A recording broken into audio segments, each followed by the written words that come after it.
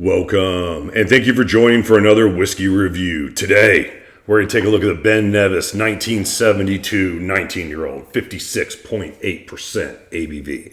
Dustin, this comes to us all the way from Nashville, Tennessee. No, thank you, buddy. And our favorite Steve. Oh, yeah. We know a lot of Steves that are cool guys. This is our favorite Steve. You sent me 19-year-old cast strength Ben Nevis, you're moving up the list. Throw in a Port Ellen, well, what else do I need to say? I tell you what, I have to get myself to Nashville. Everyone loves going there. I'll give you the bigger pour. Right. Ooh, this is dark, too. Yeah, oh yeah. This looks like sherry cask maturation.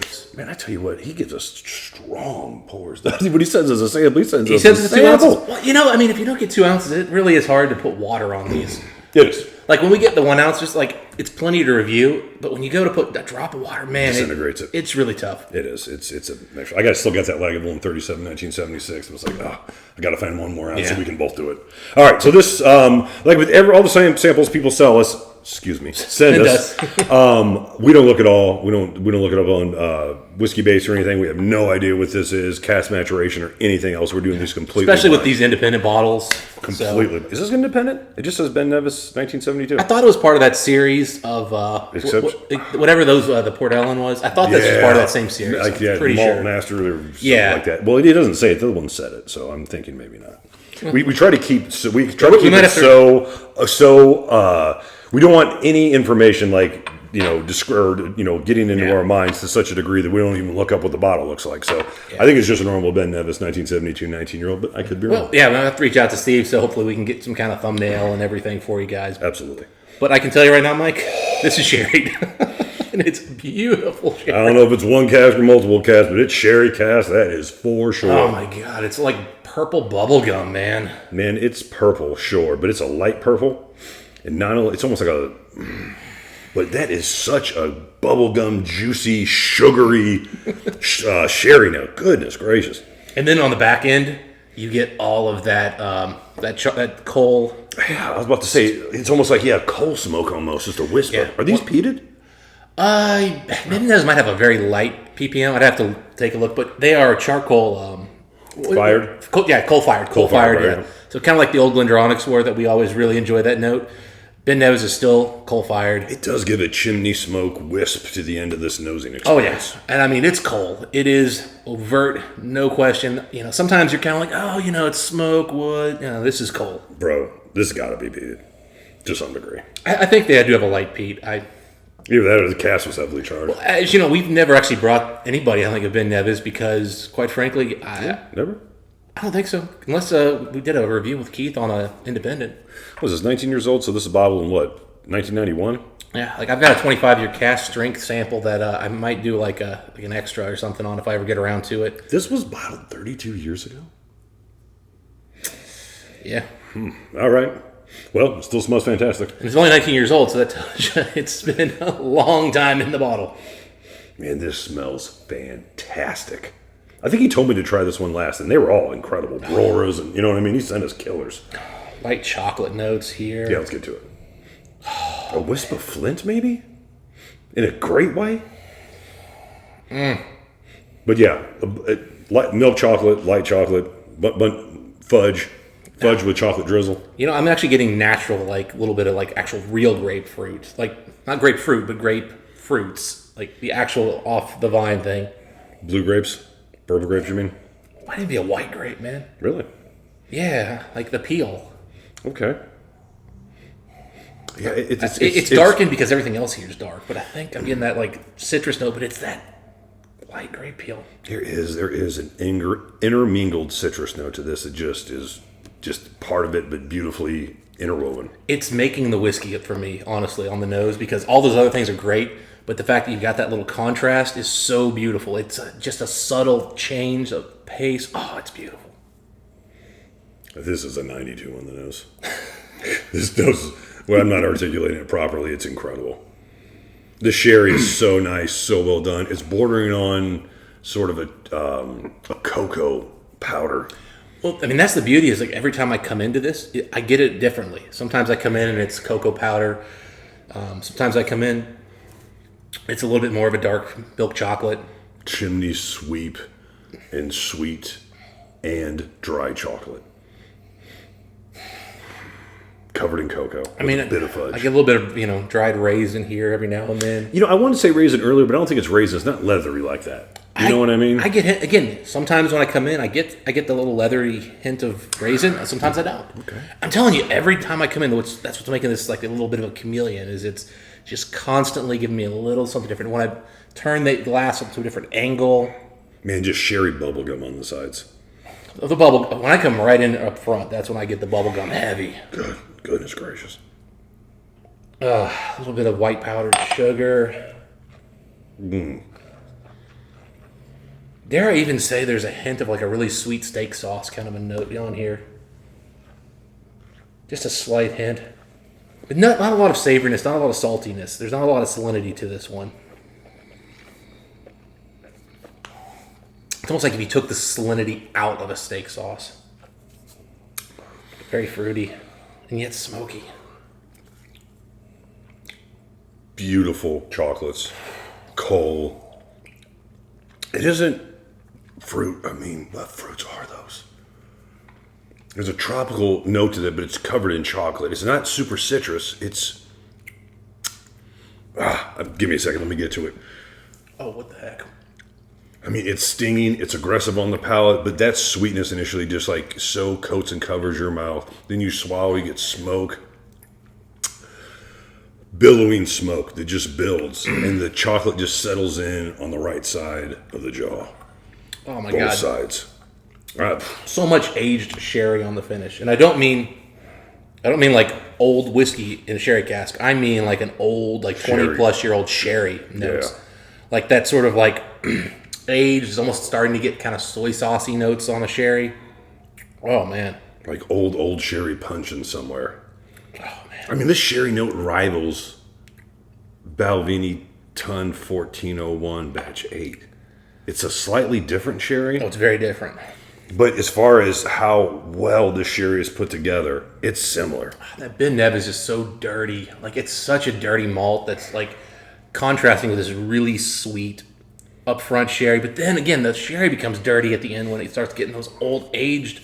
Well, it's just like it got chalky at the end. You know what I mean? Like there's sweet milk, like liquid milk chocolate, and then it goes like at the end, it goes to chalky cocoa. Like almost like if you had Nesquik and then just like ate it with a spoon. Like that's a lot of cocoa, but it's super dry. And the thing that I don't like about sherry, like the actual like the drink, is it's a little too sweet for me. So insert Ben Nevis whiskey, and that takes care of all that issue. And now you get the beautiful. I mean, you even got like some old aged port type notes coming through here, where it's just the wood and the wine notes have just played together for so long. But, oh man, if you're not like a port sherry kind of drinker, even like maybe it reminds me a little bit of like Sam Adams Utopias on the finish. Not as sweet, of course, but it has some of those same notes. Oh man, or like a really long, really well aged stout, like 6+ year old stout. I'm struggling to describe it too. That is some of the downfalls of only having a whiskey one time and not doing any type of research. It's just so.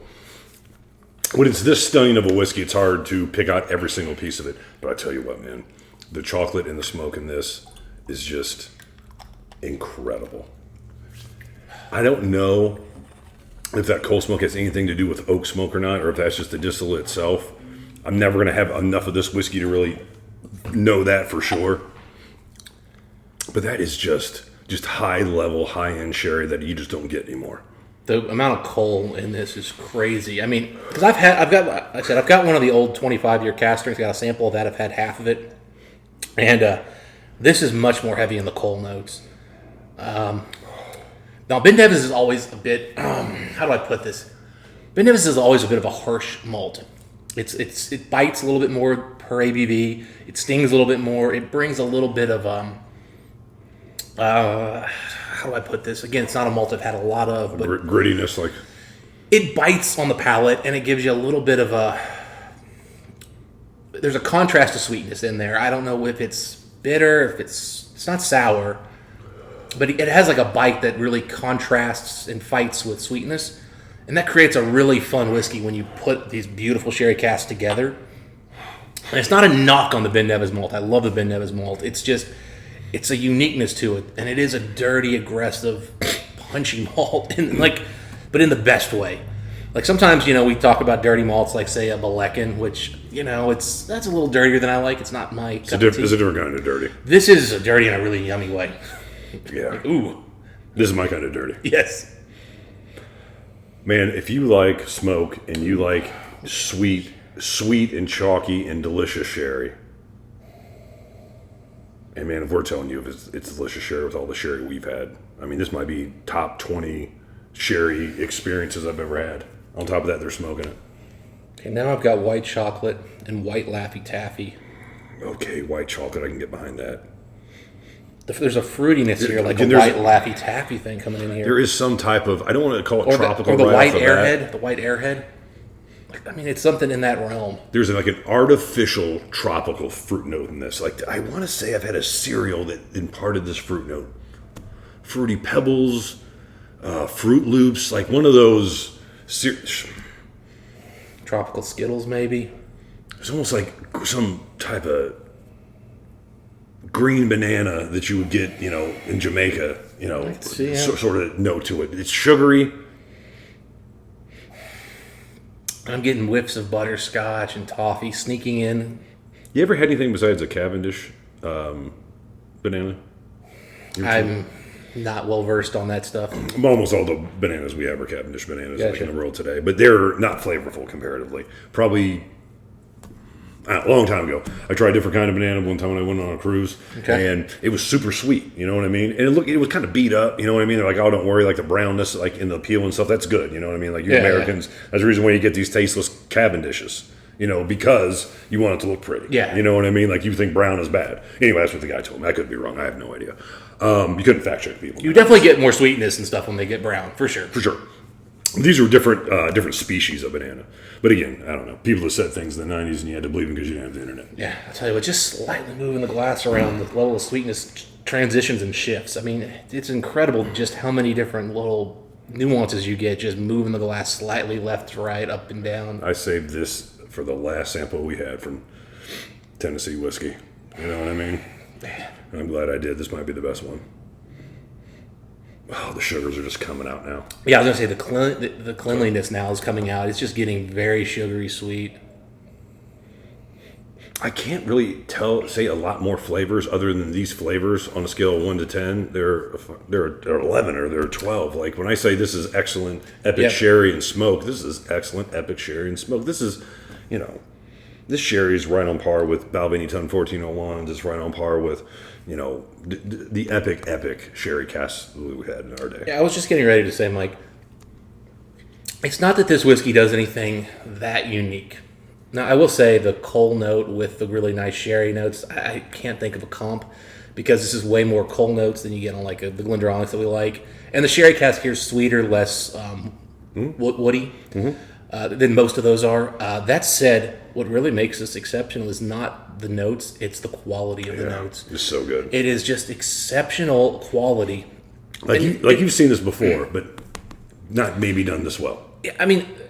You know what? It's like watching a great running back, and then you watch like Barry Sanders, like, oh, it's a running back, and this is football, but not like that.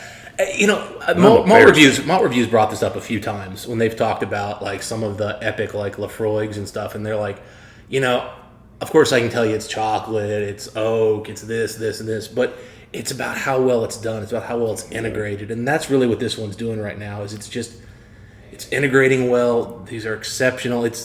It's not chocolate. It's the best chocolate. It's not vanilla. It's the best vanilla. It's not raisins and dates and figs and whatever else. It's the best version of that. And you can't even pick out what the fruit is. It's not that great bubble gum or whatever that you had as a kid. It's like some designer stuff that was made for like a connoisseur, if that's a thing. I mean, it's just... On the topic of our friends' malt reviews, they did an old Lafroig 10, like an old Lafroig 10. And there was like, man, they used to put, super old whiskey in this, like 30-year-old whiskey. Mm-hmm. Don't quote me on that. It was something like that. And he was saying the same things. The tropical fruits are a little bit different. Like, oh, I'll get that in the 25, stuff like that. But they were just like, not like you think. And I'm just like, I don't know what you mean. But I know what you mean. Like, maybe one day I'll get there. I'd love to try one of those old 10 Lafroigs. Man, they were not cheap. $1,600, $1,800, something like that. $2,500, it was brutal. Yeah, because now they did have 30-year whiskeys, what the rumor has been. Yeah, 43% didn't matter. Just Well, they got 40 and 43 releases of those. I think the U.S. got 43s and Europe still got 40s. I think. Don't quote me there. They know their audience. Americans like to drink whiskey and fight in bars. At least back then. Well, the Irish like to fight in bars, but they don't really need the whiskey. It's the Irish Americans that like to do it. My ancestors. God. Yeah, I mean, I don't really have anything new with water on here. It's just balanced, exceptional whiskey. It's just so good. Look, man, I don't know a lot about Ben Nevis. I've had a couple, but I don't need to know a ton to recognize what an incredible whiskey is. Dustin, it's usually about the time that we say to ourselves, "Oh, it's your whiskey, so I'll go first as far as the whiskey score." But since we're jumping off a diving board here and we have no idea what we're talking about, other than what we have written here on the label and what we've drank here in the glass, allow me to go first. I'm back and forth between two numbers. I'm going to give it the lesser of the two numbers because you know I don't like to go crazy on whiskey samples. Having said that, the lower of my two numbers is 92. Tell me I'm wrong. I'm a 93 here, Mike. You just don't get this flavor. I mean, I'm not even saving the rest of this for Keith. nah. No. He can watch the video. Exactly. I haven't seen a comment from him in months. I mean, it's doing everything unique. It's special. It balances dirty and sweet. It keeps changing. It keeps evolving. It's getting better. I mean, this. I was actually thinking this might be worthy of like a 94. I will say Ben Nevis kind of chalky notes on the coal. I think kind of makes me not quite want to go any higher than 93 right away. So I'd have to kind of, It's right up there. I think I'd struggle to go 93, 94, 95 or something on one of these. 93 all day. This is exceptional. And once again, how many times have I said 15 to 20-year-old whiskey are some of my favorite whiskeys of all time? I mean, we're age snobs here. Yeah. I mean, for sure, we like old whiskey. It's not that. But how many times have we gotten a whiskey 15 to 20 years old that was just one of the best whiskeys we ever had? Yeah, it's one of those things. Look, it's kind of like, you ever like, you're talking to somebody. Never. You never talk to people. Okay, got it. And, generally speaking, somebody in their like mid to late 20s has that combination of like they're still excited and energetic about life, but they've got enough experience to really talk to you and like, have something to offer. Sure. But every now and then you'll meet somebody who's just exceptional when they're younger. Like, you talk to somebody who's like in college or something and you're just like, my God, you have read so much. Like, you are so well versed. Steve Jobs. Yeah, I was talking to some guy about basketball, and he was teaching me about players from the 60s and 70s. He was like 20 years old, and I was like, this guy had literally watched more basketball from that era than I think I've ever seen. And I love basketball. Yeah, you do. I was shocked. I was like, geez. I mean, he was breaking down like how guys played. And it was this is kind of that. It's like that exceptional person who's just so excited about something. That's how whiskey is. Sometimes you just have that exceptional. That's what 70s distilled will do for you, Dustin. How many times we get a 70s distilled? I don't care if it's Talisker or Lagavulin, whatever. It's incredible. 70s were a good time. That's true, too. I don't know what was happening back then. Not enough, apparently, because they were making whiskey this good. I don't know if it was the climate, the seasons, the trees they got. I don't know what it was. It was the cask, because it had to be in the sherry, in the wood. But even like the bourbon cask stuff from back then was great. I mean, again, it was maybe the trees were older. I don't know. You never know. All right, so those are our thoughts on this particular Ben Nevis from 1972, the 19-year-old. Once again, thank you to our good friend from Nashville for providing this sample. We always appreciate you, Steve. And Dustin, until next time, what do we wish the folks? Happy, exceptional drinking. See you then.